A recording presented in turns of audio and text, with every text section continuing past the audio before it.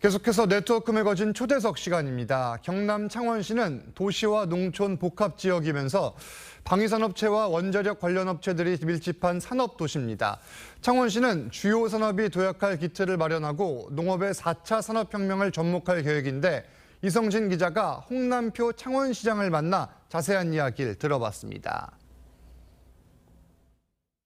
시장님 안녕하세요. 반갑습니다. 예, 반갑습니다. 예. 시장님, 창원시는 남해안을 끼고 있어서 그런지 아름다운 해안선이 많은데요. 해양 관광벨트 조성 계획을 좀 설명해 주시죠.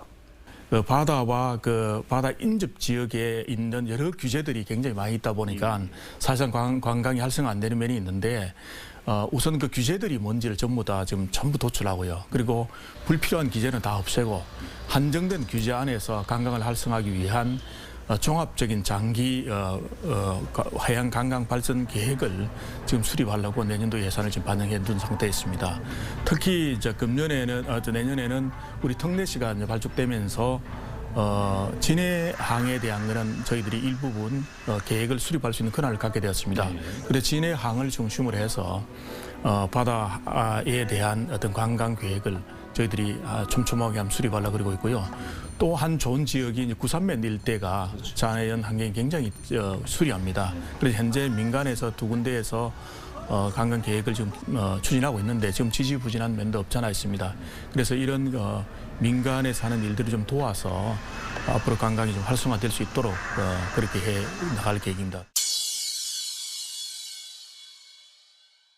세계적인 방산 도시가 프랑스에 있는 그레노블 그리고 일본에 있는 샌다이시입니다. 그런 도시를 가보면 국가에서 대행 첨단 공동 연구 시설들을 설치해서 운영을 하고 예를 들어 방산에 들어가는 여러 가지 소재에 대한 연구라든지 또는 그 안에 화약 같은 게 제대로 채워지는 것을 비파괴 검사를 해서 바로 찾아내는 이런 시설들이 다 운영되고 있습니다. 그러니까 국가에서 운영을 하고 거기에 이제 민간 기업들이 그 근방에 전부 연구도 하면서 생산하는 이런 방식으로 굉장히 첨단화되어 있는 단지를 보았습니다. 그래서 우리 창원도 이제는 방산을 이제 다시 한 번 더 옛날에 방산 도시로 출발했지만 제2도약을 위해서는 그러한 새로운 산단이 필요합니다. 그래서 제가 이름을 명명하기로는 산업화 시대 때 산단을 1.0 국가 산단이라 그러면 4차 산업혁명 시대 때 산단을 2.0 국가 산단이라 보고 그게 차이 나는 거는 아까 말씀드린 것처럼 최첨단 공동 연구 시설들이 국가에서 조금 이제 설치하게끔 해서 운영하게 지원을 하고요. 그런 것들을 이번에 국가 산단을 지정하기 위해서도 제가 국토부에서 우리 계획을 낸 바 있고 또 그런 연구 시설들도 유치하기 위해서 가기부라든지 관리산업부라든지 이런 데 조금 도움을 지금 요청하고 있습니다. 그리고 원전 기업들이 가장 애로를 겪고 있는 게 금융이었습니다. 그래서 저희 창원시와 산업은행과 협력을 해서 지금 산업은행에서 아예 원전 기업들에 대해서 금융을 지원하는 정책관을 파견해 주셨습니다. 그리고 산업부라든지 가기부라든지 또는 한국국 원자력 연구원이라는 공공기관들이 전부 합심을 해서 창원에 있는 원전 기업들에 대한 애로를 원스톱 지원하는 신속 지원센터를 이번에도 열었습니다. 그리고 융복합 산업부에서 하고 있는 융복합 에너지 단지가 있는데 거기서 옛날에는 원자력이 빠져 있었는데 이번에 산업부에서 원자력을 추가해 줬습니다. 그러다 보니까 앞으로 세제 혜택들이 많이 있을 걸로 좀 보여집니다. 그리고 이러한 기반적인 인프라적인 것들을 이번 금년에 일단 구축을 했습니다. 아마 내년 후에는 2024년부터 본격적인 시장이 열릴 텐데요. 그 전부터라도 조기 발주라든지 이런 거를 한수원 같은 데서 하게끔 좀 도움을 주시면 우리 창원 기업들이 소생하는데 굉장히 도움이 될 걸로 보고 저희들도 그런 노력을 병행하도록 하겠습니다.